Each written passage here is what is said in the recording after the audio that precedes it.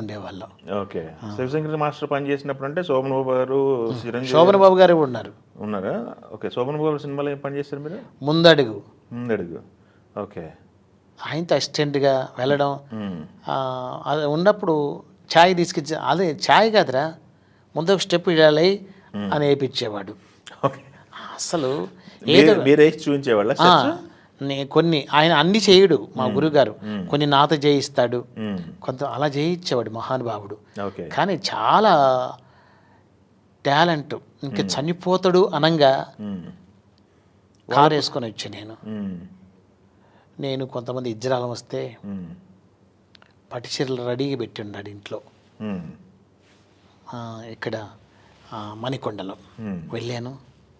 తన చేతలారా నాకు వంట చేశాడు, పెట్టాడు, పట్టుచీర ఇచ్చాడు. మహానుభావుడు. అలాంటి వ్యక్తి ఇంకా రాడు. అదే నేను చూడడం.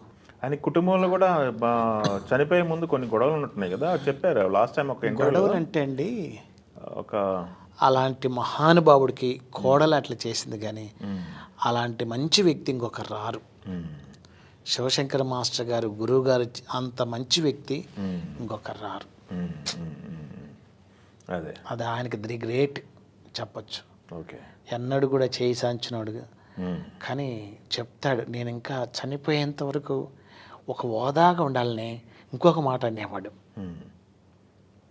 ఎవరన్నా వస్తారు యాక్టింగ్ చేయడం ఏదన్నా, వానే కనిపెట్టుకొని ఉండకూడదు అంటాడు. చాలా సలహాలు ఇచ్చేవాడు కూడా. ఏ విషయంలో? దేంట్లో అయినా కానీ, డబ్బు విషయంలో కానీ, బంగారు నగలు కొనుక్కునే విషయంలో కానీ. ఒకరోజు నేను గురువుగారు ఏసీ ఫస్ట్ క్లాస్లో వెళ్తున్నాం. ఆయన నగలు వేస్తాడు, నేను కూడా నగలు వేసుకుంటా. హిందీ వాడేవాడో వచ్చాడు, తెలుగు రాదు. గురువుగారు వానికి అస్సలు తెలియదు.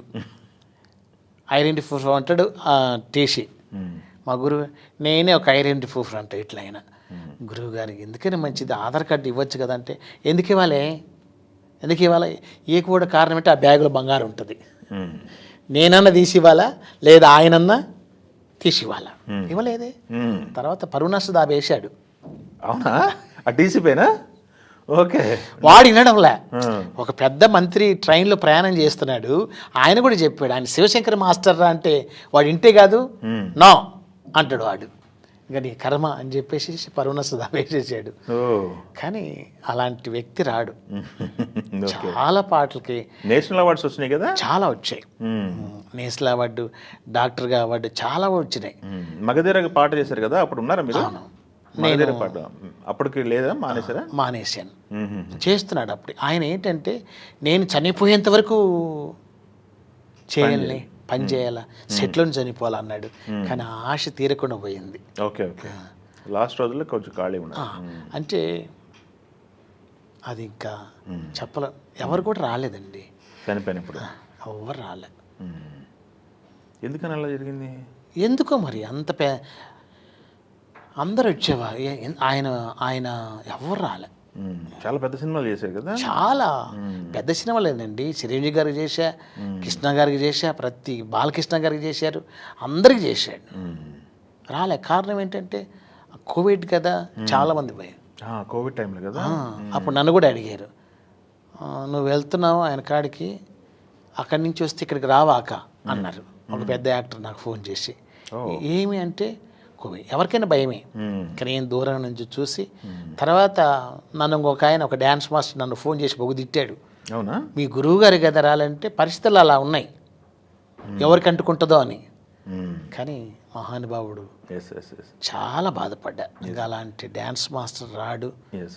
అత్తర్ సాహిబ్ పాట చేసినప్పుడు రాజేంద్ర ప్రసాద్ గారు కదా పాట చేసింది, సాంగ్ చేసింది. అవును. ఎలా ఉండేవాళ్ళు మీతో రాజేంద్ర ప్రసాద్ గారు? అసలు చాలా బాగుంది. ఇప్పుడు కనిపిస్తే, ఎప్పుడైనా కనిపిస్తే బాగా మాట్లాడతాడు, బాగున్నావా అంటాడు. కానీ మా ఇంటి పక్కలో ఉండేవాడు మెడ్రాస్లో రాజేంద్ర ప్రసాద్ గారు. కానీ ఆయనకి చేస్తా నేను ఎప్పుడు ఊహించలే. అవునా? తర్వాత నేను నా పాట చేసిన తర్వాత, పెద్దవాడు వయసులో, నాకంటే వయసులో పెద్దవాడు, నేను ఎలా చెప్తే అలా నడిస్తే అలా చేసేవాడు. ఒకరోజు మళ్ళీ షూటింగ్లు ఎక్కడ కలిసాం. చిన్నవాడు అయ్యా, చాలా బాగానే చేసావు, చాలా మంది. తర్వాత ఒకరోజు రాంప్రభా గారి ఇంటికి వెళ్ళి అక్కడికి వచ్చి ఉన్నాడు. నేను అమ్మ నన్ను, అరే రాజేంద్ర ప్రసాద్ గారు వస్తున్నారు కదా, నువ్వు ఇక్కడ కూర్చో అన్నాడు. అమ్మగారు శిలక గోరింగ ఫస్ట్ పాటకి మా అమ్మే పాడింది. మాధవి సత్యం గారు, స్వర్ణలత గారు, పద్మనాభం గారు అమ్మ చూసింది. నమస్కారం పెట్టా, తిరిగి నమస్కారం పెట్టాడు. చాలా బాగా చేసావయ్యా అంటే, అలాంటి తరుణాలు శివశంకర్ మాస్టర్ గారు చేశారు. తప్పేముంది, భయపడవా. ఒకరోజు శిల్కశివత గారికి మా గురువు గారు శివశంకర్ మాస్టర్ గారికి గొడవ వచ్చి ఒక పాట చేయాలి. శిల్కశివత గారికి ఎందుకు గొడవ? శివశంకర్ మాస్టర్ గారు వస్తే నేను చేయనని పట్టింది అమ్మాయి శిల్కస్మిత గారు. కానీ వాళ్ళిద్దరు బాగా ఫ్రెండ్స్, ఎందుకో తెలియదు. ఇంకా అప్పుడు ఎలా ఈ పాటకి ఎక్స్పోజింగ్ చేయాలంటే ఎవరింటి బాగుంటుంది, సెక్స్గా ఉండాలా, ఎవరు చేస్తారబ్బా అని అప్పుడు నేను క్రిస్టియన్గా మారి ఉన్నా, చర్చికి వెళ్తున్నా. అప్పుడు ఫోన్ చేశాడు, వచ్చే ఈ పాటకు నువ్వు చేయొచ్చు కదా అని. అప్పుడు ఆ పాటకు నేను చేసే జానవలి నేర జానవలి. ఓ జానవలి నెరజాన పాట మీరు చేశారా? అదే జిక్కి ఇష్టమైన ఆ పాట పాడింది. ఓకే, దాని కొరియోగ్రఫీ మీరు చేశారు? జానవలి నెరజాన చాలా హిట్, పెద్ద హిట్ కదా పాట. ఓకే, ఇంకా అంటే వెనక మా అమ్మగారు ఉన్నారు కదా. అవును, మా అమ్మగారి ద్వారా, మా అమ్మగారు ఎన్టీ రామారావు గారికి, నాగేశ్వరరావు గారికి, జగ్గ గారి పిక్చర్లో, అన్ని పిక్చర్లో స్వర్ణలత గారి కామెడీ పాటలు అంటే ఖచ్చితంగా. తర్వాత మన జగపతి బాబు గారి నాన్న రాజేంద్ర ప్రసాద్ ప్రతి సినిమాలో మంగమ్మ శబ్దంలో 2 పాటలు అమ్మే పాడింది.